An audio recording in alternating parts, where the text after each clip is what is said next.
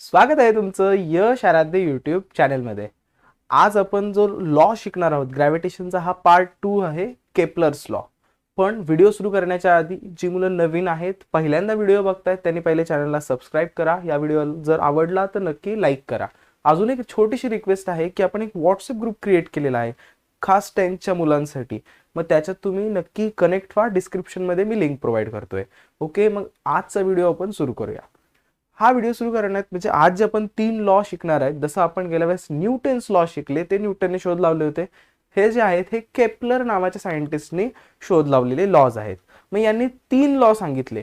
पण हे लॉ एवढे इम्पॉर्टंट का आहेत? कारण या लॉवरच न्यूटनने ग्रॅव्हिटेशनचा शोध लावला. असं म्हणलं जातं की ग्रॅव्हिटेशनचा जो शोध लावला न्यूटनने, ते यांच्या लॉवरूनच थोडासा आयडिया घेऊन लावलेला आहे. ठीक आहे. अजून एक इम्पॉर्टंट गोष्ट म्हणजे यांनी जे 3 लॉज सांगितले हे खूप आधी सांगितलेले आहेत. म्हणजे असं नाहीये की आज आशातल्या जमान्यातले आहेत, किंवा असं म्हणता येईल तेव्हा टेलिस्कोप सुद्धा नव्हते. जे हे केपलर होते हे आकाशात बघत राहायचे आणि यांनी ऑब्झर्वेशन कसे केलेत, असे आपण जसं म्हणतो की नेकेड आय, म्हणजे काय की विदाऊट टेलिस्कोप, विदाऊट लेन्स असं ते आकाशाकडे बघत असायचे. त्याचं कारण काय की ते आकाशात पोझिशन बघायचे की आज हा स्टार कुठे आहे, तर उद्या कुठे आहे, वर्षाने कुठे आहे. तर या सर्व गोष्टींना त्यांनी ऑब्झर्व करून त्यांनी काय शोध लावले, ते केपलरचे 3 लॉ. आणि हे 3 लॉ खूप फेमस सुद्धा झाले होते त्या टाइममध्ये. तर आता 3 लॉ शिकण्याच्या आधी तुम्ही फक्त त्यांचे नाव पाठ करून घ्या. याचं कारण सांगतो की जेव्हा एक्झाम मध्ये तुम्हाला हे 3 लॉ विचारतील, 3 लॉ तुम्हाला एखाद्या वेळेस एखाद्याला आठवणार नाही. मग त्याच्यापेक्षा जर तुम्हाला त्याचं एक बेसिक डेफिनेशन आठवली तर तुम्ही नक्की त्याच्यात कन्सेप्ट क्लिअर असल्यामुळे तुम्ही सांगू शकाल. मग पहिला काय असेल, लॉ ऑफ एलिप्स. हे तुम्हाला पाठ करायचंय. पुढे पुढे तुम्हाला हे लक्षात येतील मी जेव्हा समजवेन. पण तरी पण हे 3 नावं तुम्ही आत्ताच स्क्रीनशॉट काढा, फोनमध्ये सेव्ह करून ठेवा आणि याचीच रिव्हिजन करायची आहे तुम्हाला. पहिला आहे लॉ ऑफ एलिप्स, दुसरा आहे लॉ ऑफ इक्वल एरियाज आणि लॉ ऑफ टाइम पिरियड. हे 3 गोष्टी तुम्हाला लक्षात ठेवायच्या. हे 3 जर तुम्हाला वाक्य आठवली तर तुम्हाला इथून पुढे सगळंच आठवणार सुद्धा आहे. आणि कारण कॉन्सेप्ट आता मी क्लिअर करून देत आहे तुमची. ओके, आता पहिले आपण केपलर्स लॉ शिकण्याआधी काही बेसिक कन्सेप्ट तुम्हाला माहित पाहिजेत. आता बघा, फर्स्ट जी फिगर आहे ते तुम्हाला स्क्वेअर दिसतोय, करेक्ट. त्याच्यानंतर जी फिगर दिसते ती सर्कल. हे दोन्ही तुम्ही आतापर्यंत बघितलेत, यावरचे न्यूमेरिकल सुद्धा सोडवलेले आहेत. जी थर्ड फिगर आहे ना, याला म्हणतो आपण एलिप्स. ज्यांना माहित नाही त्यांच्यासाठी आपण एक्सप्लेन करतोय. एलिप्स एलिप्स म्हणजे काय रे, सर्कलला थोडंसं वरून आणि खालून प्रेशर दिलं थोडंसं ते त्या टाईपमध्ये फिगर दिसते.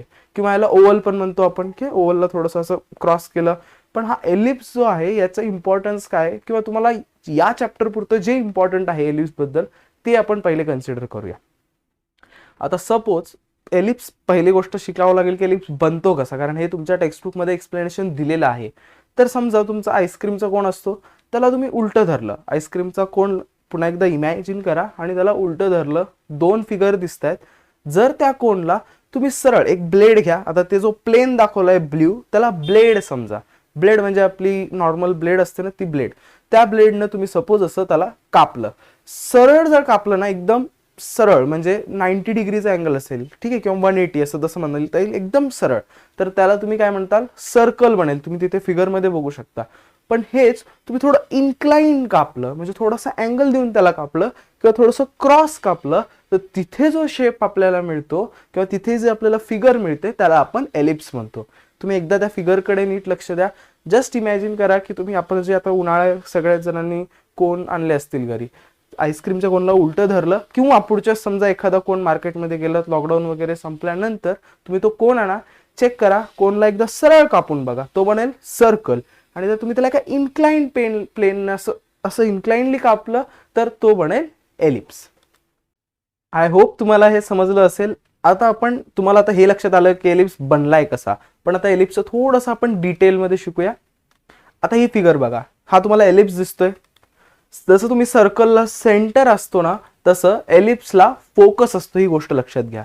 एलिप्सचा आता तो जो सर्कल असतो त्याचा सेंटरची काय आपण म्हणतो की सेंटर पासून ते सर्कम्फरन्सचा डिस्टन्स कुठेही मेजर केला तर तो इक्वल असतो, त्यालाच आपण रेडियस म्हणतो.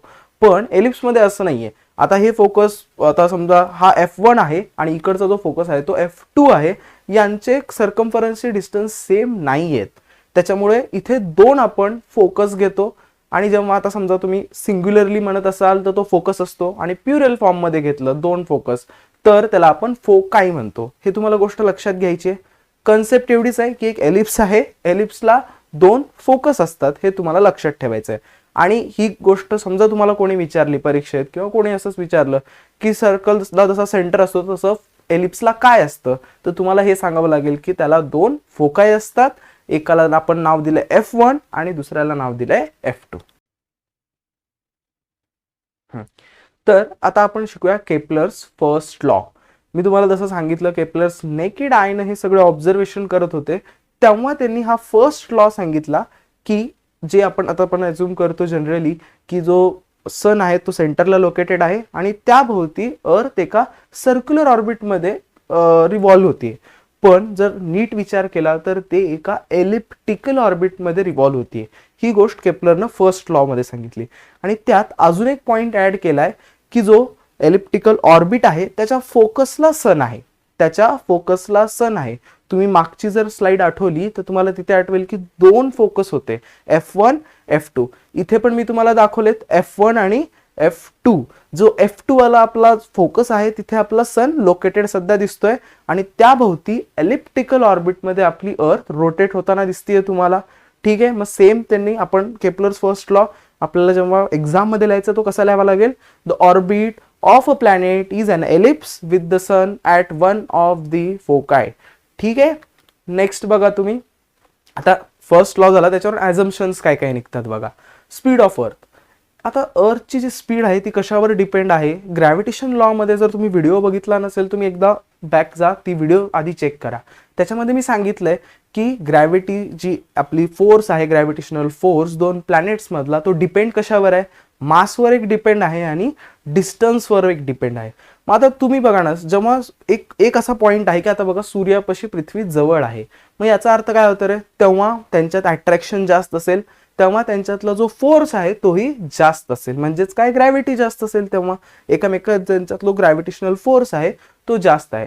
आणि एका पॉइंटला पृथ्वी सूर्यापेक्षा थोडी लांब जाते एलिप्टिकल ऑर्बिट असल्यामुळे, तेव्हा त्यांच्यातला जो फोर्स आहे तो कमी असणार आहे. मग त्याच्यामुळे काय फरक पडतोय, अर्थच्या स्पीडवर फरक पडतोय. कसा की जेव्हा पृथ्वी सूर्याच्या जवळ आहे तेव्हा त्याची स्पीड जास्त असते कम्पेअर्ड टू जेव्हा ती लांब असते.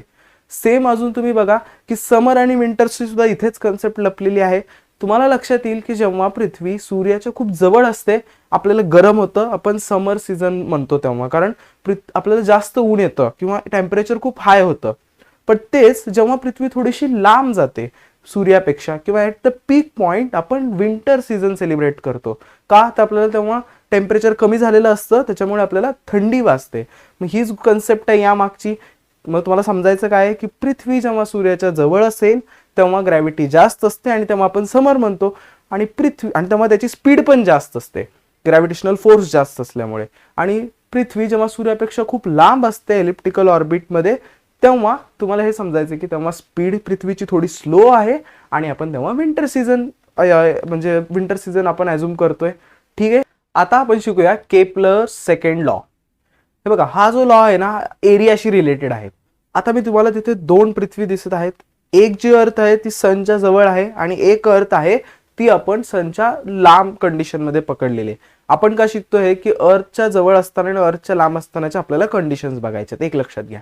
आता फर्स्ट अर्थ जी सूर्याच्या जवळ आहे, सनच्या जवळ आहे, त्याच्याकडे बघा. तिथे तुम्हाला 2 व्हाईट लाईन्स दिसतात, ती त्याची पाथ आहे.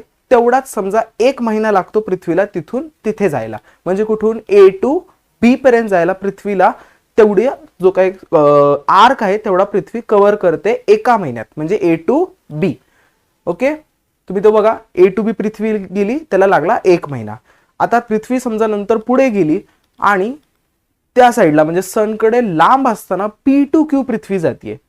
ओके, तर P टू Q जाताना पृथ्वीला पुन्हा 1 महिन्यात तेवढा आर्क लागला.